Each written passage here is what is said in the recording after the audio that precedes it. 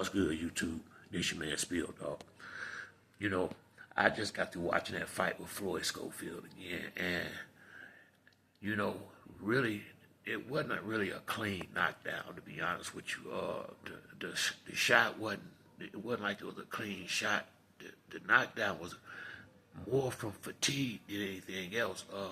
That's why it turned into a slugfest towards the end. I started noticing him around the end of the eighth round, looking at the clock throughout the fight, trying to see how much time was left. And he better get that under control before he get in the ring with these upper level fighters. Honestly, now they gonna have to.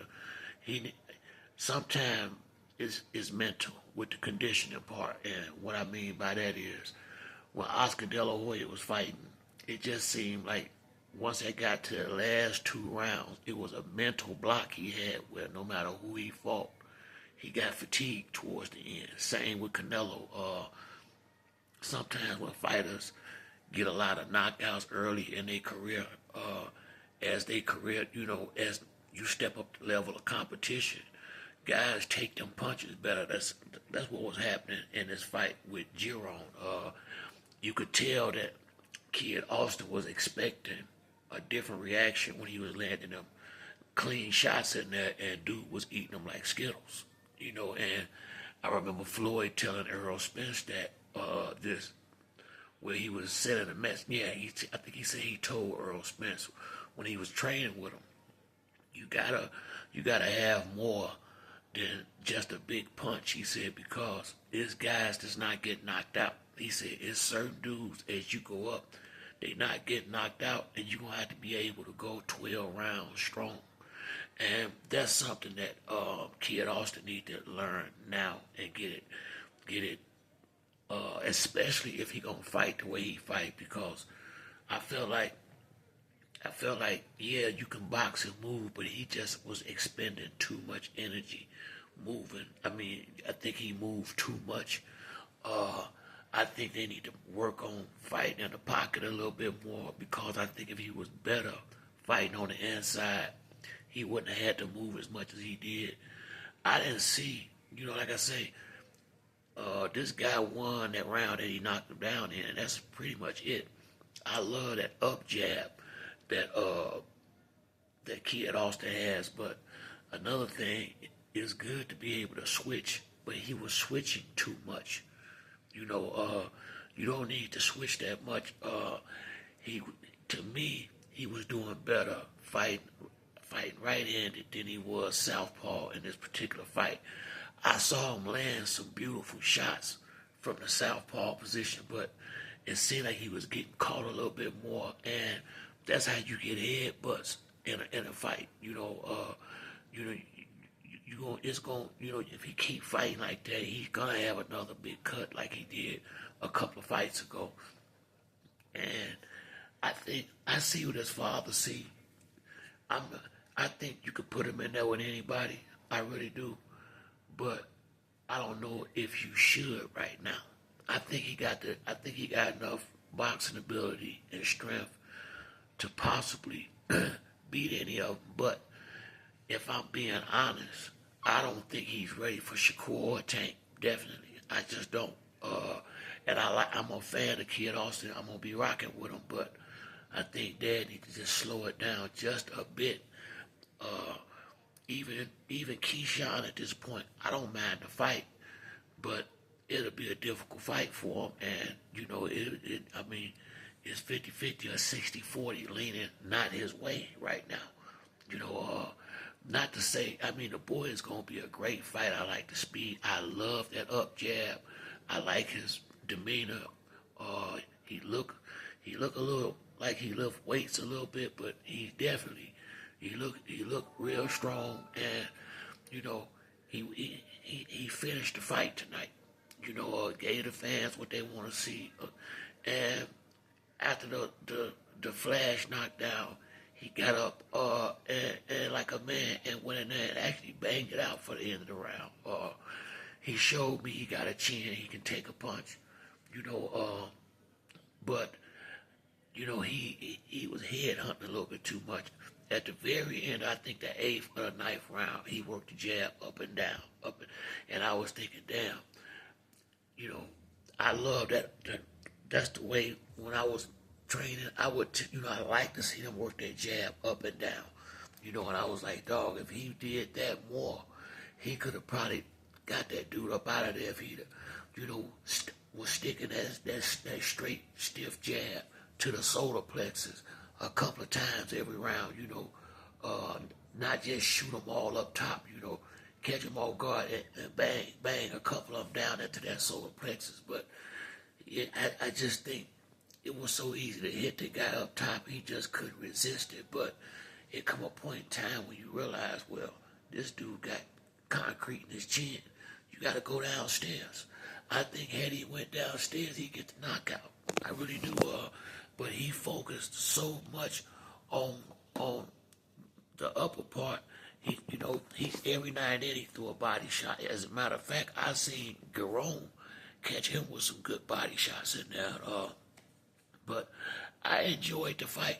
I don't know what a lot of people say. I don't really see nothing to really criticize him on the fight that much, other than moving too much and switching too much. And I think moving so much is why he ended up getting tired when he did.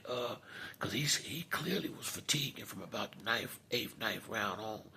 And it ain't good business to be looking up at that clock while you fighting.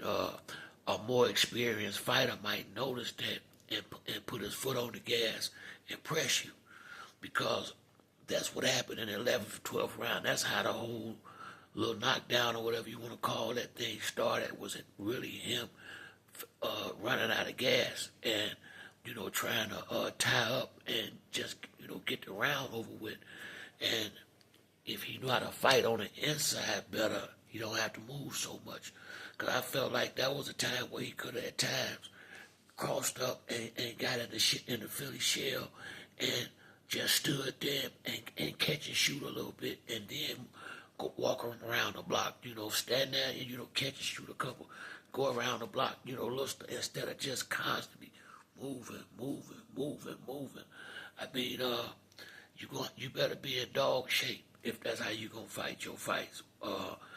But this was a damn good fight for him. Guys need to realize, just, everybody not getting knocked out. And you got to be prepared for these tough guys that's going to make you go 12 rounds. And you got to be mentally and physically prepared. I think, like I said, I think some of the fatigue is just mental when you're not used to going them rounds like that. And I think he'll get past that towards the end. But once again, some of these guys that was, taking shots at him in the press, I mean, he didn't lose the fight. And not only that, who's to say if he hit them flush like he hit that Mexican, that they gonna be able to take him? That Mexican was tough. That Jerome, he was tough. I mean, he took some serious shots. I seen him get hit with some damn good shots in that fight. Just kept coming. Everybody ain't gonna be able to take them shots like that. Everybody ain't gonna be able to take them shots like that. But I gotta say, man, it wasn't that fight. It really wasn't a bad fight. It was actually a good learning. His dad there's a lot of good learning points from this fight that his dad can work with him on, and that boy gonna be fine. Cause for 22 years old, I think he a pretty damn good fighter. Once again, I guess dad ain't necessarily in a rush. He's number 2. The next, Ellie he done made it to number 2. So yeah, if he in position to go for the title, fuck it, let him go ahead and have a fight. You never know. I don't think he ready for Tank. I think Tank is his experience and his power would be a problem for him.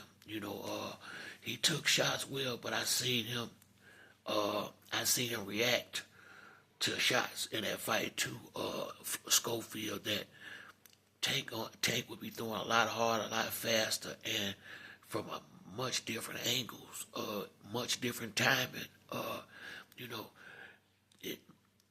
I think Shakur or Keyshawn Davis, if he was gonna go up and fight the top of guys, they a lot more safe than fighting Tank. With Tank power and ability to set traps. I could see Tank laying traps for him and maybe catching him with something real big and towards the middle of the 6th, 7th round of the fight. So I think his dad Kid Austin. If they move him right, gonna be what he really is. Gonna be a dog in the sport. I see it if they move him right. But you can move it. I just don't think he need to be rushing. Needed to be rushing him. I don't mind him fighting Keyshawn. I don't mind him fighting Shakur. I'm a little concerned if he go in there with Tank. I'll be honest with you. Just because Tank experience and power. And that one I would be real leery of. But the rest of them, yeah, I think I think he'll be serious competition for all of them. To be honest with you, but I've been said this. I do see where he a little green in certain spots, not to the point where it's no issue, but it could be if he up there with the A+ fighter like Shakur or Tank. Keyshawn is A class fighter too, but Keyshawn, the people he been fighting, I think it won't be no problem for him to fight Keyshawn, because it ain't like Keyshawn been in there with nobody that was really had any, that was really gonna beat him or anything. I think him and Keyshawn fighting the same type of fighters, so I feel like that's a more even match for both of them at this time. If you was gonna fight one of them, I think unless you got either Shakur for the title or Keyshawn if he'll give you the fight just for the exposure, or for both fighters win or lose. But I got no problem with that fight. Like I said, I watched that fight 3 times now, and it's just little things that he need to go in there and work on. But for the most part, he put on a good show. I mean, you could find something to criticize on anything, but the knockdown wasn't a flush punch. The knockdown was more fatigue than anything else, and I would be concerned with that if he trying to fight the top level fighters, because they gonna be in shape and ready to go 12 rounds. If it come to that, and he need to be in just as much shape too, because the better fighters will recognize him being fatigued, and they will force him to do what he didn't want to do at that time, and that was fight. He was really trying to, the 11th and 12th round, especially towards the 11th, he was really just trying to get through the rounds, because the fight was pretty much in the bank. But evidently, he don't know how to just stand in there and block shots and catch them on the inside, because, he just would not be still for that. I mean, he just kept wearing himself out. I mean, he was moving so much. He wasn't running, but he was moving way more, and I felt like he should have needed to. I felt like he should have been able to, put his, come in and catch and shoot and kind of keep dude at bay from the center of the ring. A half a step back here, there, and little head movement. Because the guy all his punches was predictable. You can see him coming. That's why I think, like AB, Shakur, Tank, dudes like that, at some point with a guy like him, they would have just stood there and been catching, shooting, and tagging him with counters. Standing right there in front of him, and he wouldn't have been able to hit him. So, little things he need to work on, but ain't nothing to be there wasn't nothing wrong with what happened in that fight. It's just that's part of the progression of coming up and being and making it to championship level. That's just part of the process. I would be concerned if he lost rounds. He lost one round from a not even clean knockout.